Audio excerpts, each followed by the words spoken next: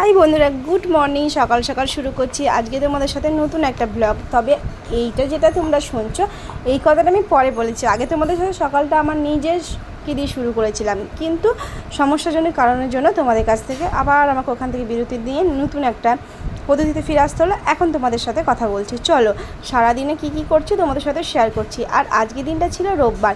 তো রোববার সারাদিন কি করলাম শোনো, একটা কথা বলি তোমাদের। রোববার দিন কিন্তু আলাদা করে আমার কিন্তু কোথাও ঘুরতে যাওয়া হয় না, আমার না আমাদের। তো আলাদা করে কোনো স্পেশাল বলে কিছু হয় না আমার কাছে। প্রত্যেকটা দিনই রোববার, আবার প্রত্যেকটা দিনই কাজের। তো চলো অত বকবক জ্ঞান না দিয়ে শুরু করি আজকের দিনটা তোমাদের সাথে।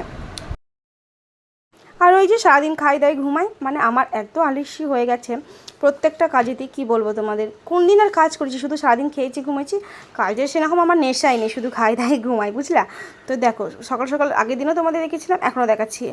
আরে মূল বক্তব্য হচ্ছে যে বর তরকারি কাটতে ভালোবাসে, তাই তরকারি ঝুড়ি নিয়ে বসে পড়েছে।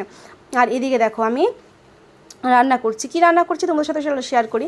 আজকে রান্না হচ্ছে কাঁচা কলা দিয়ে, বেগুন দিয়ে, আলু দিয়ে, একরকম সব রকম দিয়ে একটা তরকারি। তোমাদের দেখতে পাবে লাস্টে, রান্নাটা হয়ে গেলে। এখন বলবো না, থাক, তোমরা পরেই দেখবে।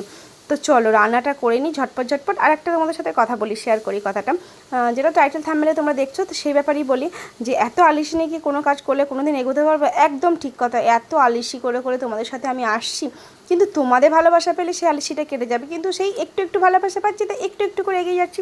তোমরা অনেক ভালোবাসা দাও, যেন অনেকভাবে এগিয়ে যায়। তবে হ্যাঁ, আবার মনে হয় যেন কি যে অল্প করে এগোনো ভালো, বেশি তাড়াহুড়ো করার কোনো কাজে ভালো না, তাই না বলো? আর আজকে রোববারে ছিল মাটন, সেটা তোমাদের সাথে শেয়ার করলাম। আর এই যে ভাত হয়ে গেছে।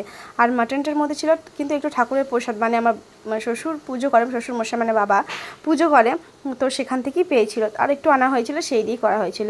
আর ওই যে তরকারিটা তোমাদের দেখিয়ে দিলাম। আর এই যে এটা হচ্ছে কামরাঙার চাটনি আর পটল ভাজা, তার সাথে ছিল আলু ভাজা। তো কী রান্না হয়েছে আবার প্রথম থেকে তোমাদেরকে বলে দিই, তোমরা দেখছো তাও বলি। আলু ভাজা, পটল ভাজা, সব রকম দিয়ে একটা তেতো তরকারি আর মাটন। হ্যাঁ, তবে তোমাদের আরেকটা কথা বলি, যে মাটনটা ভাববে হয়তো মাটন তাও এরকমভাবে দেখতে কেমন হয়েছে জানি, কিছুটা কিন্তু নির্ভর করে ক্যামেরার ওপরে, ঠিক আছে।